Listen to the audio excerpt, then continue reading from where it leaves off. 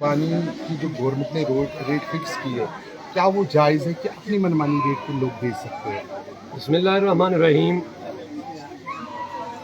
अल्लाह तबारक व तआला का शुक्र है कि हम आपके सामने आए। आपका शुक्रिया कि आप हमारे पास आए। तो कुर्बानी चूँकि एक अहम इबादत है, अजीम इबादत है, खलीलुल्लाह की यादगार है और हमारे लिए एक नसीहत है। प्यारे आका सल्लल्लाहु अलैहि वसल्लम ने फरमाया, सहाबा ने अर्ज़ किया, या रसूल, ये कुर्बानी क्या है? तो मेरे आका ने फरमाया, तुम्हारे अब्बा हज़रत खलीलुल्लाह इब्राहिम की सुन्नत है। तो सहाबा ने अर्ज़ किया, या रसूल, मालाना, हमारे लिए क्या मिलेगा इससे? फरमाया, लिकुल्लि शारिन हसना, हर एक बाल के बदले तुम्हें नेकी मिलेगी। तो लिहाजा ये एक अहम इबादत है और इसको करना चाहिए। बल्कि प्यारे आका ने फरमाया इरशाद कि अगर इस दिन आपको ओहद के बराबर भी सोना खर्च करेंगे, उतना सवाब नहीं मिलेगा जितना कुर्बानी के जानवर का खून ज़मीन पे डालने को मिलेगा। तो लिहाजा इस दिन यही काम करना ही है हमें। अलबत्ता इसमें आपने एक सवाल जो किया कि कुर्बानी के जानवरों का जो रेट जो फिक्स हुआ, ये बात सही है कि मनमानी ज़्यादा हो रही है और महंगाई है, इसमें कोई शक नहीं। लेकिन फिर महंगाई पे खुद महंगाई बढ़ाते रहे लोग और लोगों को परेशानी में डालते हैं। तो अच्छी बात है अगर गवर्नमेंट ने इस पर कोई मुनासिब कदम उठाया जिससे जो बेचने वाले हैं, जो भेड़ बकरियाँ वगैरह, तो उन पर भी कोई ज़्यादती ना हो, उनका जो नफ़ा हो उसका भी ख्याल रखा जाए। अलबत्ता वो हद से ज़्यादा नफ़ा कमाए जिसका बोझ आवाम पर, आम तबके पर आता है, ये भी मुनासिब नहीं है। हम उस पर अप्रिशिएट करते हैं गवर्नमेंट से का जो कदम उन्होंने उठाया, अच्छी बात है। लेकिन हमारी यही गुजारिश है कि जो बेचने वाले हैं उनका भी ख्याल रखा जाए, उनको भी कोई नुकसान ना उठाना पड़े। उनकी भी मेहनतें हैं और महंगाई हद से ज़्यादा बढ़ गई, उसका भी ख्याल रखा जाए। लेकिन उससे ज़्यादा आवाम का ज़्यादा ख्याल रखना चाहिए। तो हम उस कानून का या उन्होंने जो कदम उठाया उसके लिए अच्छी बात है, उसको हमें फॉलो करना चाहिए। जो कुर्बानी होती है, कोई कुर्बानी लाखों में भेजी जाती है, बल्कि प्यारा है, शक्ल और सूरत पे उसको भेजा जाता है, क्या वो कुरान में सुन्नत के हिसाब से सही है दाऊदी साहब? नहीं, इसमें एक बात है कि बेशक कुर्बानी अच्छी होनी चाहिए, तरोताज़ा होनी चाहिए, खूबसूरत होनी चाहिए। ये तो बिल्कुल हादीस में इसका हुक्म है, अच्छा हो, खूबसूरत हो। और अगर कोई किसी पर मेहनत ज़्यादा करे, अखराजात उस पर लगाए, पैसा उस पर खर्च करे और 2, 3, 4, 5 साल मेहनत करता रहेगा, तो जाहिर सी बात है कि वो जानवर जिस्मानी तौर भी खूबसूरती के लिहाज से हर तरीके से अच्छा होगा। लेकिन अब उसमें ऐसी बोली लगाना कि जो हद से ज़्यादा हो तो वो भी मुनासिब नहीं है। हाँ, अलबत्ता अगर कोई अपनी मर्जी से उसको मतलब पसंद आ गया कि नहीं मैं किसी भी सूरत में भी उसको खरीद लूँगा, चाहे मुझे कितने भी देना पड़ेगा, तो वो एक जज्बा है उसके अंदर। अगर उसके पास जायज़ माल है, हलाल माल है, तो इस अल्लाह की रज़ा के लिए, इन्नमल अमालु बिन्नियात, हर अमाल का दारोमदार जो होता है वो नियतों पर होता है। अगर उसकी नीयत उसमें अच्छी है, दिखावा ना हो, अगर दिखावा हो तो फिर कोई फायदा ही नहीं है। हाँ, नीयत ये है कि जानवर खूबसूरत है, जानवर तरोताज़ा है, अल्लाह की बारगाह में अच्छी कुर्बानी करना चाहता हूँ, तो अगर उसको ज़्यादा पैसा दे करके वो खरीद सका, वो उसकी अपनी मर्जी है। अल्लाह ताला ने आपको इतना नेक किया है, जो कुर्बानी करते हैं उसका क्या तरीका है, और भेड़ बकरी कितने लोगों में आती है? जो लोगों को हमारा जो भेड़ है वो तो एक ही के लिए इस्तेमाल, अगर गाय वगैरह हो, बैल हो, तो वो तो साथ के लिए कुर्बानी होती है। अलबत्ता भेड़ बकरी जो भी हो वो एक ही की तरह से कुर्बानी होती है। तो अगर एक पूरा ख़ानदान मिला हुआ हो तो अलग अलग सबको कुर्बानी करने की वसअत नहीं है। मिल करके अगर जो घर का मालिक होगा उसकी तरफ से कुर्बानी करेंगे तो सारे घरों की तरफ से कुर्बानी हो जाएगी।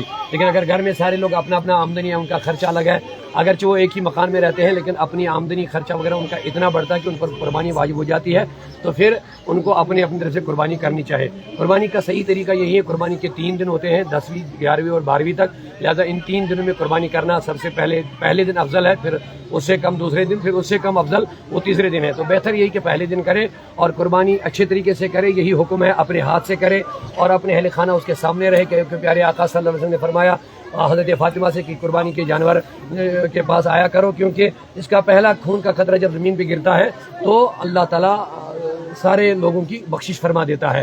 तो लिहाजा ज़रूरत है कि अपने हाथ से करे, अच्छी बात है, और कुर्बानी की खिदमत भी करे। आजकल बहुत सारे लोग इज्तिमाई कुर्बानियाँ करते हैं, उसका भी अगर अगरचे जवाज़ है मदरसे वाले वगैरह, तो सबसे बेहतर मेरी यही है कि हल्का मत समझिए इसको। अब लोग भी बड़े बिजी हो गए, हर काम के लिए टाइम है लेकिन कुर्बानी के लिए टाइम नहीं है।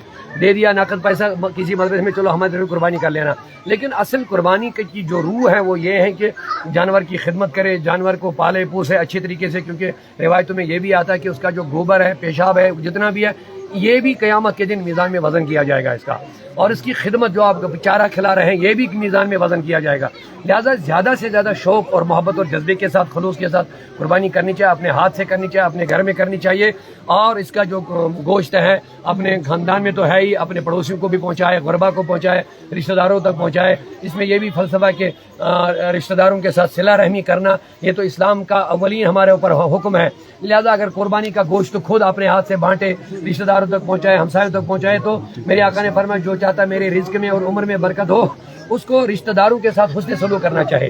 تو یہ بھی ایک ذریعہ ہے, کم از کم اس دن ہم رشتہ داروں کے پاس جاتے ہیں یا وہ لوگ ہمارے پاس آتے ہیں تو رشتہ مضبوط ہو جاتا ہے ان چیزوں سے. اس میں بھی بڑا فلسفہ ہے ماشاءاللہ.